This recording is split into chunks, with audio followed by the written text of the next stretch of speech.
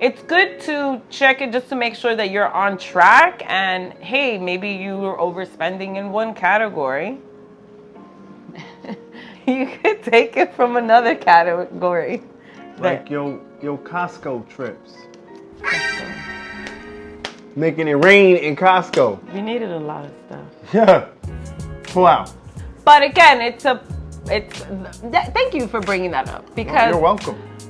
the point is that you have a budget, and if you don't necessarily stick with it, you could find a way to find the money taking it from something else. Rob Peter to pay Paul. No, another area, another category in the budget, not like, no. Welcome back to Washington Set. If this is your first time here, welcome. It's your boy Karan and my beautiful wife Patricia. The mic and the stage is all yours, ma'am, because this ain't my expertise at all. Well, stay tuned, because what we're going to talk about is just feeling and getting a handle of your finances. So I'm just going to give you some 4 simple steps to really take control, and not too complicated. So step 1, make sure you check your credit, check on all the debt you have, and get a handle of either what you owe, your credit score, because, I mean, it happened to us. I transferred a balance to pay it off, free interest, 0 interest for the year. So I set it, automatic payments, to pay off within that time frame. So I wasn't going to use the card anymore. That's what it was for. And when I go to see, it's probably going to be paid off, probably just paid off. The card was maxed out, and we were looking like, Karan was like, what's going on? Like, it seems like, why is my credit utilization high? Anyways, learn from us. Make sure you know how much that you owe, and that way it goes into the second step, which is, once you see how much you owe, all your debts, make a budget. Make a budget, make a budget, make a budget. And I know that one seems daunting, but a lot of these banks now, a lot of us use their cards, so they actually itemize it for us. So you could literally go into your bank and check, and they have categories. They'll have a food category, they'll have an entertainment, they'll have bills.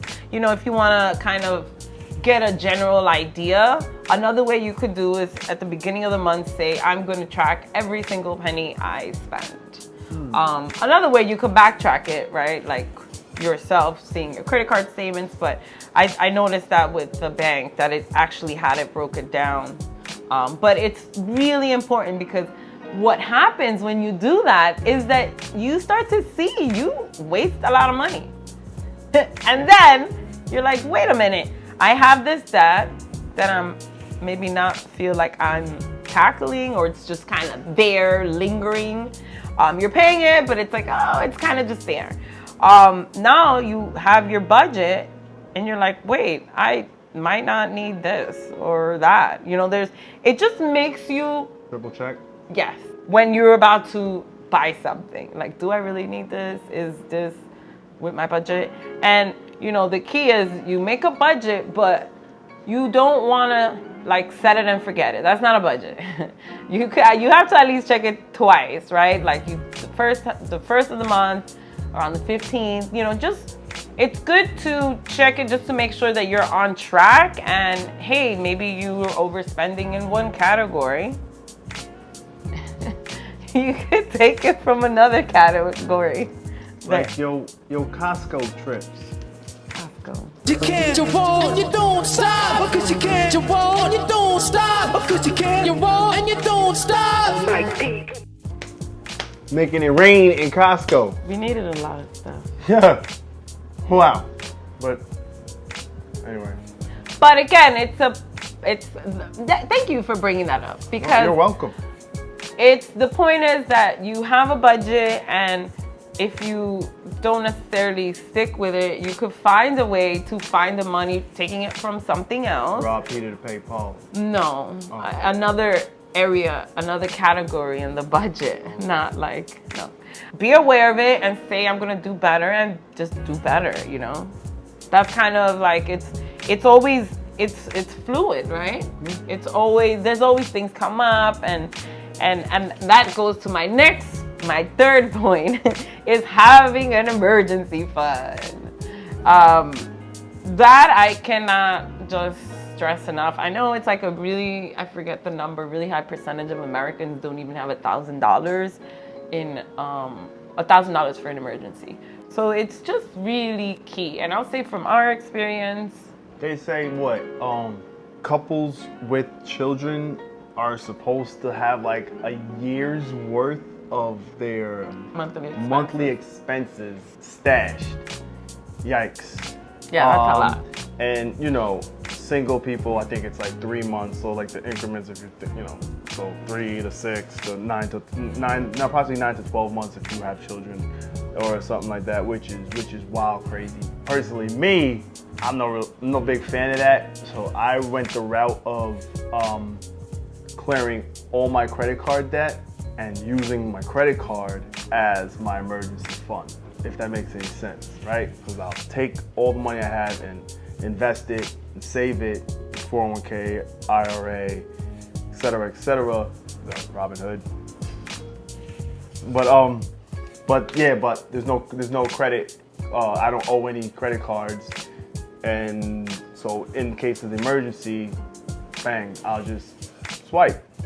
It may not be the right way, may not, to each their own. You I think can that's a have good it tip, though. saved. You can actually physically have it saved, but I'm looking like, what's the Right, you'll interest just- rate that you're gonna gain on Right. saving money in a bank, which is like, Well, you could do like Ally has like 0.5% now. okay. Hey. Find the financial branches that will actually give you back something for money that you're just holding in a spot for emergency. Me, I'd rather just flip it as best I can.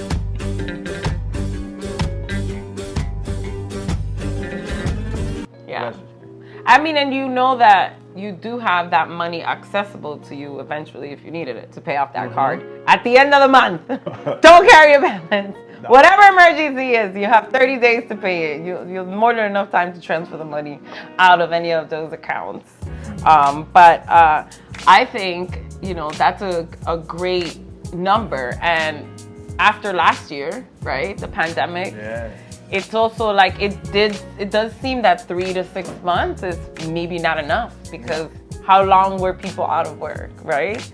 But it's really key. And actually for us, when Karan had surgery several years ago, that emergency fund is what kept us afloat. He was out for 3 months, okay? Guess what? Who saved us? Our emergency fund, okay? So yeah, it's like, it's so key. Like when you end up using these things, you're like, oh my gosh, you know, you hear have an emergency fund and you're like, oh, whatever. No, it comes into play, you know? But that's the next one that you talked about was, Oh, the next one is, It all ties in. yes, all yes, you woven. brought it in. I just read it and said, Oh, so you just dumped my list?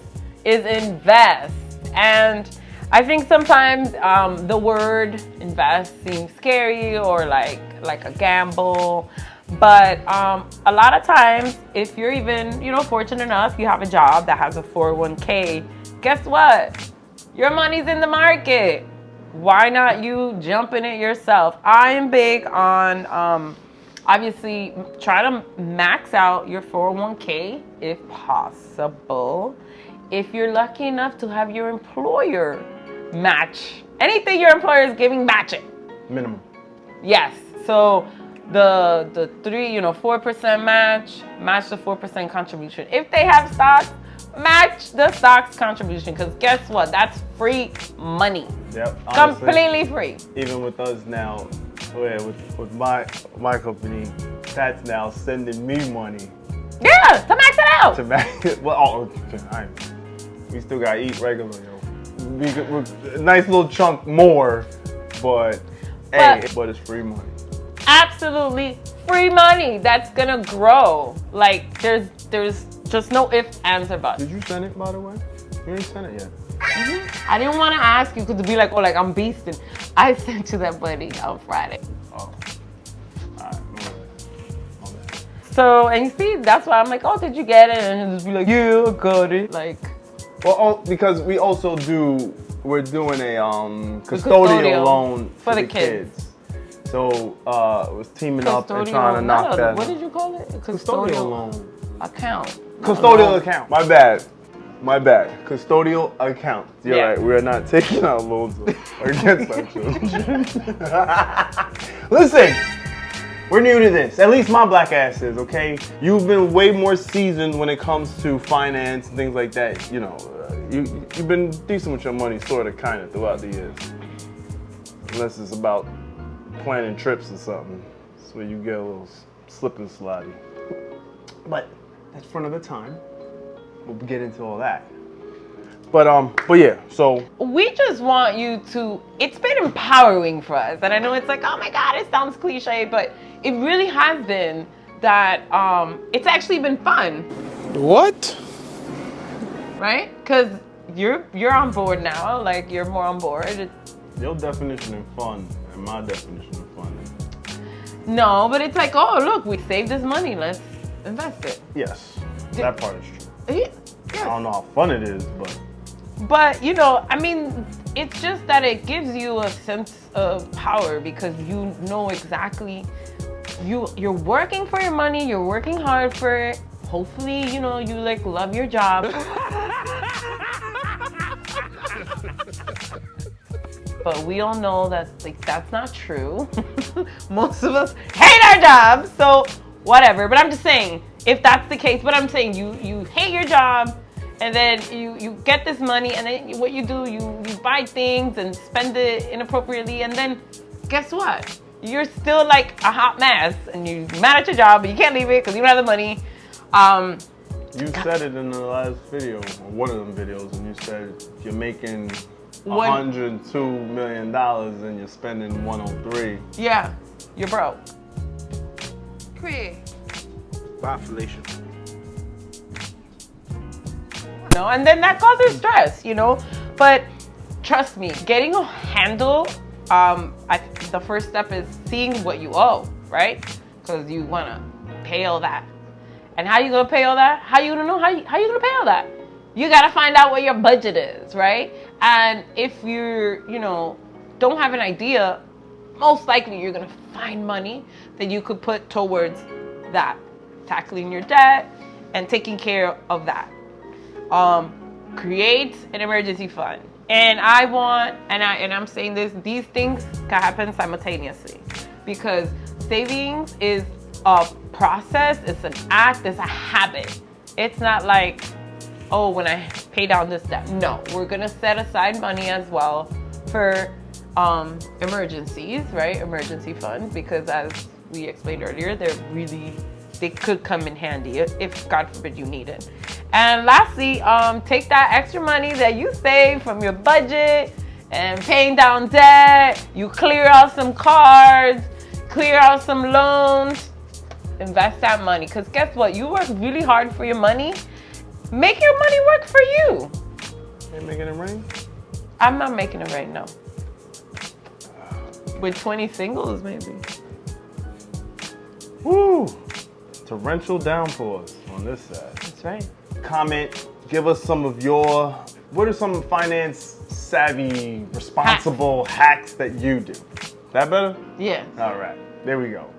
Financial savvy hacks that you incorporate in your day-to-day that we can help. Because like I said, this Washington set, we're all a community. We're gonna do this together. We're gonna succeed together. That's right. And I don't know when we're allowed to spend this goddamn money we're saving, but that's a later video. I ain't trying to. I'm washed already. I still want to get a Porsche. Still want to do some dope ish. A Prius. Wow. Like. Pre-owned. Not even certified. Like, share, subscribe, comment to the next episode. Thanks for watching. And save. Invest. And then save again. And save some more. And then save some more.